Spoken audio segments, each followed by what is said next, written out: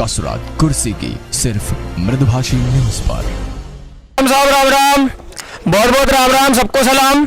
और आखिरकार में तुम सबके बीच में आई गो। तुमसे मैंने पहले भी कही थी, राजनीति इतनी जोर से चल रही है, क्या करूं इंदौर से, तुमको समझ में नहीं आ पा रही थी। कोई कछु कह रहा तो कोई कछु कह रहा तो ना जाके समझ में आती ना बाकी समझ में आती। जैसे मैंने कहा अब एक काम करो, मैंने कहा मैं ही यशोनगर में चलता हूँ, मैं आओ अपनी पूरी टीम के संग यशोनगर ही।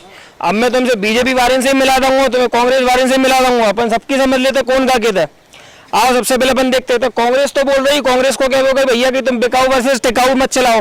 ये तो बीजेपी वाले कह रही कि तुमने कर्ज माफी को भी बंदा वो उठा रहे हैं। हर चीज सब चीजें राजनीति में फंसी और आज अपन सबके बीच में आके समझते हैं। आइए सबसे पहले हम मिलते हैं। आपका नाम और एक बार पद बता के आप बताइए कि कांग्रेस किस हिसाब से आज शुरू कर रही है पूरा मामला। मैं हरी सिंह रघुवंशी, अध्यक्ष हूँ जिला कांग्रेस कमेटी अशोक। आज कांग्रेस के पास सबसे बड़ा मुद्दा क्या है बीजेपी के लिए? सबसे बड़ा मुद्दा है किसान कर्ज माफी और जो केंद्र सरकार किसानों की हत्या कर रही है, जो कृषि अध्यादेश लाई है, ये किसान अपने ही खेत में मजदूर हो जाएगा। आप लोगों से भी अनुरोध है, मीडिया से भी, कि जो सत्य है उसको सत्य दिखाएं और बीच मेन मुकाबला है बिकाऊ और टिकाऊ के बीच। ये तो हुई, पर अभी अशोकनगर में भी सुनने में मिली है बहुत सीट को लेके, कांग्रेस की सीट को लेके बहुत उठापटक हुई। कई सारे लिस्ट में नाम थे, फिर एक आखिर में एक ऐसा नाम निकाल दो जो लिस्ट में ज्यादा मजबूत नहीं माना जा रहा था। जा चीज पे आपको क्या कहना है? नहीं, टिकट मांगना सबका अधिकार है, प्रजातांत्रिक पार्टी है, सबने मांगा, जिसको मिल गया सब उसी के साथ है। सब लोगों ने कहा है, पत्रकार वार्ता में सारे प्रत्याशी जो टिकटार्थी थे सब आए थे, सबने कहा है जिसको मिल गया हम सब उसके साथ हैं। और बहुत अच्छे आदमी को टिकट दिया है जो 20 साल से कांग्रेस का वर्कर था। एक दिन में आके कोई टिकट ले जाइए तो भाजपा करती है कि 8 दिन में आए और टिकट दे दिया। कांग्रेस तो पुराने आदमी को ही टिकट देती है। इनका कहना है कि बीजेपी करती है 7-8 दिन पहले आए हुए लोगों को टिकट देना। इस पर आपका क्या कहना है? ये अभी पता चल जाएगा कि ये भी क्या करने वाले हैं और क्या कर रहे हैं। इनकी टिकट की सूची आप देख लीजिए, इनके टिकट भी कहीं ऐसे निकल के आएंगे जो तुरंत आके टिकट ये दे रहे हैं। दूसरी, इन्होंने कहा बिकाऊ और टिकाऊ वाला, तो हमारा मुख्य मुद्दा विकास का मुद्दा है। ना तो कोई बिकाऊ है हमारे यहाँ, ना हमने किसी को खरीदा है। जो लोग स्वेच्छा से विकास की तरफ, जिनकी सोच सकारात्मक है, वो लोग हमारे पास आए, हमने उन्हें स्वीकार किया, तो हम विकास के मुद्दे पर चुनाव लड़ेंगे। विकास एक ऐसा मुद्दा है, चाहे पार्षद का चुनाव हो या फिर प्रधानमंत्री का चुनाव हो, हर कोई इस शब्द से अपने प्रचार को शुरू करता है। और हम जानते हैं इनसे कि आखिर विकास की जो शब्द बोले जा रहे हैं, जो हर कोई कह रहा है विकास विकास विकास, आखिर ये विकास में ऐसा अशोकनगर में ऐसा कौन सा विकास है भारतीय जनता पार्टी और देखना चाहेगी? अगर भारतीय जनता पार्टी के विधायक बनते हैं तो कौन कौन से विधायक वो विकास अशोकनगर में होंगे? विकास को लेकर के भारतीय जनता पार्टी की अपनी अवधारणा है और विकास के लिए अपने रिंग रोड से लेकर के और बहुत बड़ी बड़ी प्लानिंग भारतीय जनता पार्टी ने बनाई है, उन सबको पूरा करेंगे और बड़े बड़े मुद्दे हैं उन सबको समाहित करते हुए ठीक करेंगे। ये बीजेपी का कहना है कि ऐसे विकास बीजेपी करेगी। आइए हम जानते हैं कांग्रेस के किस तरह से विकास की बात हो जाएगी। देखिए, जो अभी हालिया कृषि अध्यादेश लाया गया है वो देश के किसानों पे लाया गया, वो अंग्रेज के टाइम का काला अध्याय से भी कम है नहीं है। देश में आज 6 साल से देश विकास ढूंढ रहा है, लेकिन मोदी जी का विकास देश में अभी तक तो उदय हुआ नहीं है। अब बात करें हम अपने उपचुनाव की, मध्य प्रदेश की और अशोकनगर की, क्योंकि हम अशोकनगर के मुद्दों पे बात करने के लिए खड़े हैं। तो अशोकनगर में भाजपा के जो संभावित प्रत्याशी हैं वो प्रत्याशी हमारी सरकार में के ही पहले मंत्री और हिस्सा थे। आज वो भाजपा में गए हैं और जिनके साथ गए हैं उनका एक जुमला बहुत प्रचलित हुआ था, उसूलों पे आँच आए तो टकराना ज़रूरी है। निश्चित ही उसूलों पे आँच आए तो टकराना ज़रूरी है। अब वक्त आ गया है, गद्दारों और बिकाऊ लालों को सबक सिखाना ज़रूरी है। यहाँ पर ना विकास की बात है भाजपा में, सिर्फ पिछली 15 साल की सरकार में शिवराज सिंह चौहान ने जो 23,000 से अधिक अपने घोषणा वीर हमारे मुख्यमंत्री ने घोषणाएं करी थी, उनका क्या हाल है? जो अभी घोषणा मशीन फिर जारी है और लगभग ये 6 महीने में 5,000 से अधिक घोषणाएं हो गई हैं और जब तक अभी आचार संहिता नहीं लगती है तो नॉन स्टॉप तैयारी है। तो ये हमारे मुखिया और मुख्यमंत्री की बात है। और कल जो एक जनसेवक अपने को जनसेवा के लिए फड़फड़ा रहे थे, तड़प रहे थे कि कांग्रेस में रह के मेरे को जनसेवा का मौका नहीं मिला, तो अभी कोरोना टाइम में दिल्ली के बिल में बैठ के वो संदेश दे रहे थे कि भैया इधर उधर मत जाना, ये उनकी जनसेवा थी। वहाँ भी उनको अपनी राजनीतिक रोटी सेकने से किसी तरह का गुरेज नहीं था, जबकि चंबल ग्वालियर संभाग के हजारों लोग भूखे प्यास से वहाँ पर मर रहे थे, लेकिन वो अपने दिल्ली के एसी में बैठ के जनसेवा कर रहे थे। अगर ऐसा जनसेवक है तो हमें नहीं चाहिए ऐसा फर्जी जनसेवक, हमें चाहिए विकास पुरुष कमलनाथ, जिसने मध्य प्रदेश की जनमुखी सरकार चलाई और किसानों के किसान ऋण माफी करी, 26,40,000 किसानों के ऋण माफ करे। और अशोकनगर जिले की बात करें तो 20,860 किसानों की लिस्ट में आपको दे सकता हूं जिनके कर्ज माफ हुए। ये झूठ बोलते हैं, जोर से बोलते हैं, बार बार बोलते हैं, लगातार बोलते हैं। तो ऐसे झूठों की सरकार नहीं चाहिए, विकास पुरुष कमलनाथ की सरकार चाहिए। ना शिवराज चाहिए, ना महाराज चाहिए, अब तो अशोकनगर को कमलनाथ सरकार चाहिए। अभी मेरे हिसाब से कांग्रेस में आज जो बीजेपी से विधायक पद के प्रत्याशी हैं वो कुछ साल पहले ही कांग्रेस से चुनाव लड़े और कांग्रेस से ही जीते थे। अब वो कांग्रेस के अगर बीजेपी में चले गए, अब ये चीज को आपको कैसे लग रही है कि कल कोई अगर मेरे को ही सगो तो आज दूसरे सामने जाके लड़ रहा है, तो जो चीजें तुम्हें अंदरूनी कोई लग रहा हो कि उनको कोई अंदरूनी कलह हो रहा है? मुख्य मुद्दा ही श्रीमान यही है कि आखिर ये चुनाव क्यों हो रहा है। जब हम 15 महीना पहले चुनाव लड़ चुके हैं, हमने स्वेच्छा से इस्तीफा दिया है विधायक जी ने, इनको किसी ने चुनाव आयोग ने निकाला नहीं है, इन पे कोई चार्ज लगा नहीं है, उसके बाद भी इस्तीफा देके वो फिर दोबारा चुनाव लड़ने के लिए क्यों लाए थे? सरकार बनाना ना, बगैर सरकार के तो भाग्य सरकार में नहीं थे क्या, भाभी पावरों में थे। ये कुल मिला के पैसे का लेन देन है, ये 35 करोड़ का जो पूरा चर्चित मामला है, ये निश्चित रूप से पैसा लिए गद्दार है। इसी मुख्य मुद्दा यही है, विकास बाद में, पहले गद्दारी है। आप सुधार करिए, चार्ज तो उन पे बहुत हैं। ये ऐसे प्रत्याशी होंगे जो 7 चुनाव में से जो 7 चुनाव लड़े उसमें से 3 जातियां बदली हैं। ये जादूगर हैं जाति बदलने के। तो इन ऐसे लोगों को ही पहले आपने क्यों कांग्रेस से उम्मीदवार बनाया था, और फिर ऐसे लोगों को पहले आपने कांग्रेस से खुद ने उम्मीदवार बनाया, खुद से उनको जितवाया। ये चीज आपको सोचनी चाहिए। सबसे बड़ा जो आज एक प्रश्न चिन्ह लगाया जाता है, जो सब विधायक वापस आए हैं, एक 35 करोड़ एक ऐसा फैक्टर है जो हर कोई सुन के जो हवा चल रही 35 करोड़।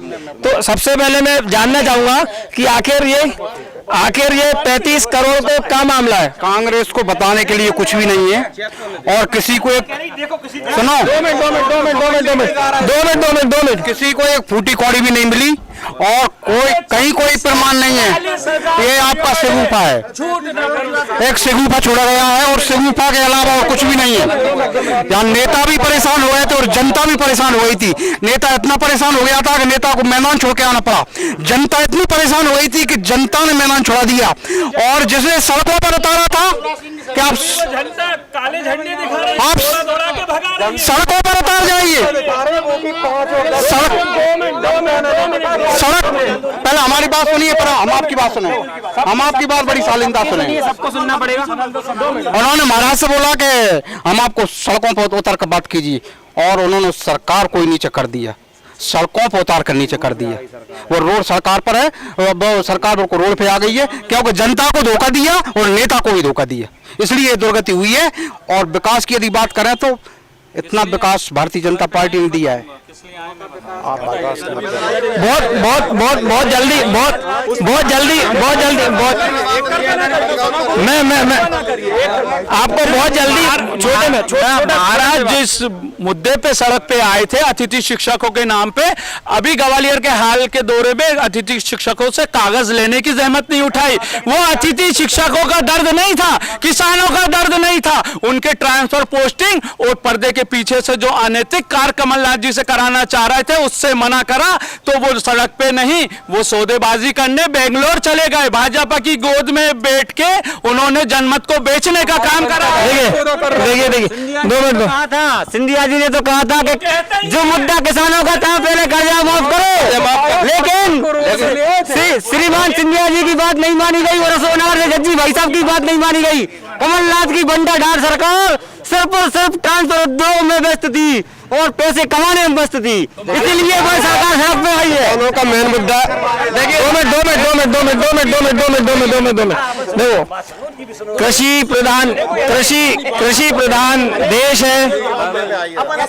2 मिनट कृषि प्रधान देश है, कृषि प्रधान ही शहर है, जहाँ शहर में इतने खेती किसानी होते हैं, तुम भी देखो सबसे ज़्यादा किसान ही है, किसानन से जो शहर चल रहा है। तो एक बार अपन किसानन की भी बात सुन ले कि किसानन ये चीज़ है का असली वोटर देखो जाए एक हिसाब से शहर में कितने राजनीतिक होंगे और कितने किसान होंगे, सबसे ज़्यादातर कौन है असली वोटर, कौन है किसान। तो एक बार अपन किसान की भी बात इनसे एक बार सुन लेते हैं कि किसान का क्या रोजा मामले में असोजा की भाषा में जवाब देने। ये सही बात तो जो है, मैं भी एक किसान हूँ। आज किसान की सबसे प्यारी सबसे महत्वपूर्ण योजना हमारे मुख्यमंत्री शिवराज सिंह चौहान जी की जो थी डीपी अनुदान योजना, वो किसान के लिए सीधा मिलता था, लेकिन उस चीज को जो है कहीं ना कहीं जो है इन्होंने बंद कर दिया कमलनाथ सरकार ने। और अगर कर्जवारी बात करते, इससे पहले मुख्यमंत्री शिवराज सिंह चौहान थे, हमारे खातों में 1.25 लाख रुपए कर्ज माफी हुई। और आज की बीमा की बात करें, आज हमारे माननीय शिवराज सिंह जी योगी यशस्वी मुख्यमंत्री है मध्य प्रदेश के, उन्होंने आज भी हमको 45,000 रुपए हमारे खाते में आए, आज हमारे परिवार के 1 लाख रुपए खाते में आए। कांग्रेस तो मुद्दा है नहीं है कांग्रेस के पास, कांग्रेस के लोग तो ऐसी कमरों में बैठकर उस प्लानिंग करते हैं। और भारतीय जनता पार्टी का कार्यकर्ता खून पसीना बहाकर एक पोलिंग तक, एक गली तक आम जन से मिलकर चुनाव लड़ रहा है। तो अगर ऐसी बात है तो ऐसा क्या होगा, तो पिछले साल की भारतीय जनता पार्टी की सरकार चली गई थी मध्य प्रदेश से। नहीं, सरकार बोर्ड में देखा जाए तो भारतीय जनता पार्टी आ गई थी। वो तो कुछ मुख्यमंत्री तो कांग्रेस के बैठे बन गए थे, लेकिन क्या करें, खरीद बनने लगे थे पहले होते राहुल गांधी बोल के गए थे उंगलियों पे गिना के कि 10 दिन में कर्जा माफ करेंगे, नहीं तो सीएम बदल देंगे। उस वजह से भोली वाले किसानों ने थोड़े बहुत वोट उनको दे दिए थे। आज 10 दिन नहीं कितने दिन हुआ, 1.25 साल सरकार रही, एक भी उन्होंने कहा था मुख्यमंत्री चेंज कर दें, क्या मुख्यमंत्री चेंज किया? मोड़ा कोई को बताओ, ब्याह कोई से कर दो। यहाँ ज्योतिरादित्य सिंधिया को चेहरा देख कर वोट दिए थे, और मोड़ा दूसरा बता के ब्याह दूसरे से करो, जैसे सरकार बन गई, सरकार तो बन गई बारी ना आती। ये सबसे बड़ा मुद्दा हमेशा रहा है, वो पहले सिंधिया भी दिखाओ और फिर कमलनाथ जी भी बताया गया, फिर बाद में दिग्विजय सिंह की भी दिखाओ, ये सब चीजें और हम कांग्रेस वाले यही चीज पे और एक बार राय ले लेते हैं। देखिए, ये जो बोलते हैं ना सिंधिया जी को, पार्टी के किस फोरम पे उनको घोषित करा था? पार्टी के प्रचार समिति के अध्यक्ष तो वो 13 में भी थे। अगर इतने बड़े लीडर थे तो 13 में सरकार लिया थे, तो फिर ऐसे बड़े लीडर थे तो 2019 जीत लेते, वो अपनी तो लोकसभा बचा नहीं पाए। तो ऐसी क्या स्थिति रही, ऐसी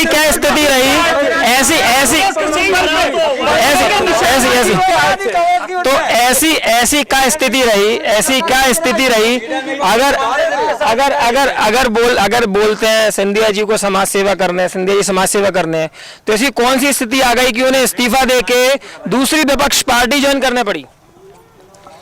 देखिए, जहाँ तक सिंधिया जी का सवाल है, उस सिंधिया जी कांग्रेस में ग्वालियर संभाग के लीडर थे।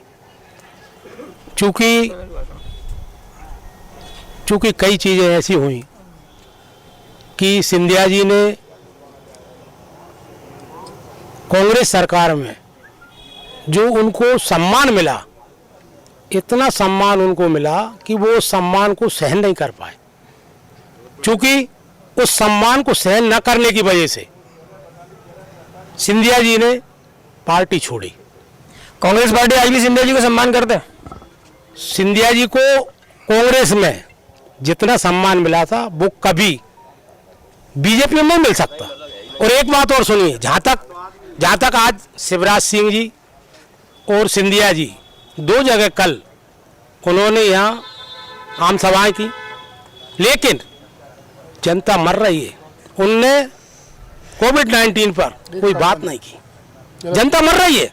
आज हमारे शहर में भी कोरोना का कहर बरस रहा है, लेकिन दोनों ने एक शब्द भी इस बारे में। पर जय कोरोना में तो कांग्रेस भी लड़ रही है, बीजेपी भी लड़ रही है। बात अगर जब होती कि कांग्रेस पूरी इस तरफ से खड़ी हो जाती कि हम चुनाव लड़ने नहीं है, कोरोना है, कोरोना अगर आज कोरोना के लिए बीजेपी जितनी जिम्मेदारी है, भाई जिम्मेदारी कांग्रेस की भी, कांग्रेस भी तो भाई चुनाव लड़ रही है। चूंकि कोरोना लाने का, कोरोना देश में कैसे आया, आप तो मीडिया में, कोरोना देश में कैसे आया? पहले जो बीमारी फैलती थी गरीबों से फैलती थी, इस बार हवाई जहाज से आई है। और हवाई जहाज से कौन लाया? अगर आप सिर्फ 20 हवाई अड्डे आइसोलेट कर देते, क्वारंटाइन कर देते, तो आज देश को लॉकडाउन नहीं करना पड़ता। आज हमारा देश जो 25 साल पीछे चला गया, आज देश की स्थिति क्या है? देश की स्थिति, हालत कितनी गंभीर है, आप सोच सकते हैं। देश में लोग किस तरह जी रहे हैं लोग, एक दूसरे के उसमें नहीं जा पा रहे, मतलब निधन हो जाए तो हम देखने नहीं जा पा रहे। क्या स्थिति कर दी देश में, कोरोना कभी नहीं आता। आपने क्यों ट्रंप का प्रोग्राम लिया, क्यों ट्रंप को आप यहां लाए? ट्रंप के आने से आपने हवाई अड्डे फ्री कर दिए। इस देश में अगर कोरोना फैलाने वाले हैं तो आपके हिसाब से मोदी जी की पूरी दुनिया के सब देशन में चल रही है, सब देशन में कांग्रेस, सब देशन में कोरोना है, सब देशन में थोड़ी मोदी जी अकेले हैं, पूरे पूरे पूरे देश, पूरी दुनिया में हिंदुस्तान की है, क्योंकि यहाँ के रिकवरी सही है, व्यवस्थाएं रखी, सबसे बेहतर व्यवस्थाएं अपने देश में है, इसलिए यहाँ पे कोरोना का उतना प्रभाव नहीं है। अन्य देशों में कितनी बुरी स्थिति हुई है हमने देखा है। आपने कहा कि इस भारत में मोदी जी ने ट्रंप को बुला के कोरोना लिया है, पूरी दुनिया में कोरोना है क्या? हर जगह के प्रधानमंत्री मोदी जी हैं क्या? और की बात कर रहा है, पूरी बात मोदी जी को वोट दिए हैं, अरे सब दुनिया भारत की बात कर रहा है। आज भारत में बहस न करें, एक बार बात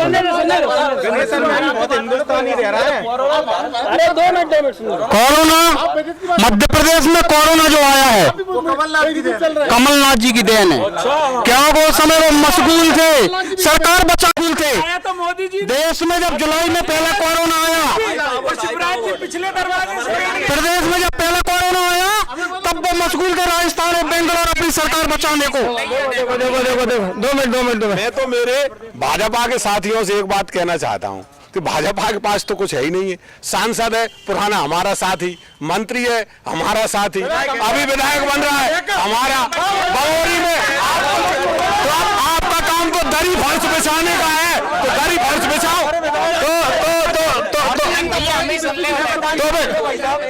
अब भाजपा कांग्रेस की बी टीम हो गई है। भैया हम तो सबरन से राम राम कह रहे थे सबसे पहले तो, चूंकि ये बात अशोकनगर की हो रही तो सुन लो। कोरोना हो तो इंडिया में भैया सबरे कह रहे हैं, हम आपकी बात का सम्मान मान रहे हैं भैया। तो भैया जब लाए थे एयरपोर्ट बंद ना करा पाए, चलो ठीक है ना करा पाए, बाटे में अपन थाली बजावे में दिया लगावे में भूल गए होंगे, ट्रंप बुलावे में भूल गए, चलो हमने बाबी मान ली। बाकी बाद एमपी में जब कमलनाथ जी ने कही कि भैया नेक रुक जाओ, सरकारें मत गिराओ, कोरोना काल है वहां में कोरोना की स्थिति खराब हो रही है, बाको ध्यान दे लो। तो भैया काहे को हम तो प्लेन में बैठेंगे, बेंगलोर जाएंगे, रसमलाई खाएंगे। अगर कांग्रेस है, अगर कांग्रेस इतनी कोरोना की बड़ी थी तो आज बीच कोरोना में कांग्रेस भी का चुनाव लड़ रही है। वॉकआउट कर जाती ना, वॉकआउट का नहीं करो। किसके अधीन है? भारत सरकार के अधीन है। आपने कांग्रेस 2 मिनट ये चुनाव आयोग की निष्पक्षता पर सवाल उठा रहे हैं। चुनाव आयोग भारत सरकार के अधीन नहीं है, चुनाव आयोग स्वतंत्र ने कहा है, उस पर किसी का अंकुश नहीं है। आप अपनी बात को वापस लीजिए। दूसरा, आपने अभी कृषि विधेयक पर भ्रम फैलाने की कोशिश करी है। कृषि विधेयक में आप उसको ईस्ट इंडिया कंपनी बता रहे हैं। आपने आज तक किसानों के लिए कुछ किया नहीं देश में। आज मोदी जी का सुधार कर रहे हैं। आज आप बात सुनिए, पहले आप बोल रहे थे, हम सुन रहे थे, आप सुनिए पहले बात को, आप सुनिए पहले। जब दिग्विजय सिंह, आप सुनिए पहले बात को। 2 मिनट पीछे थोड़े से पीछे, नेक पीछे हो जाओ, देखो अशोकनगर अपनी इतनी मीठी बोली के लाने बोले जाते हैं, मीठी बोली के लाने बोले जाते हैं, मीठे स्वभाव के लाने बोले जाते हैं। अपने आराम से ही मीठे स्वभाव में, मीठी बोली से आराम से बात करने, हाँ आराम से बात करने।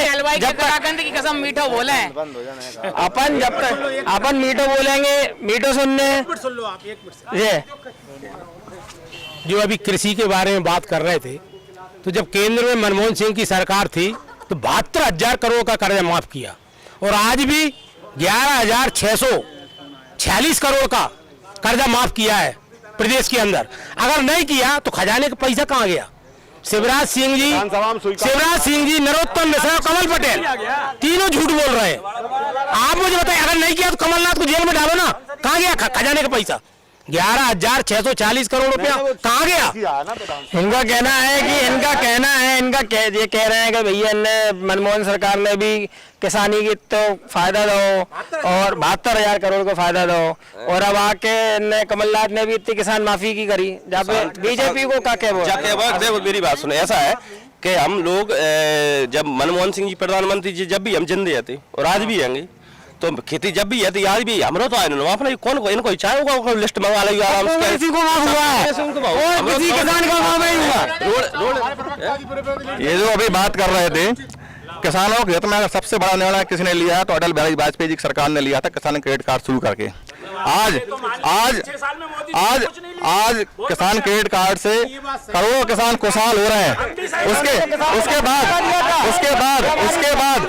उसके बाद जब मिस्टर बंटाधार इस प्रदेश को छोड़कर गए थे तब लगभग 7,000 वर्ग हेक्टेयर जमीन जो सिंचित जमीन थी, आज शिवराज जी की मेहनत से आज 47,000 वर्ग हेक्टेयर जमीन सिंचित जमीन की श्रेणी में आ गई है।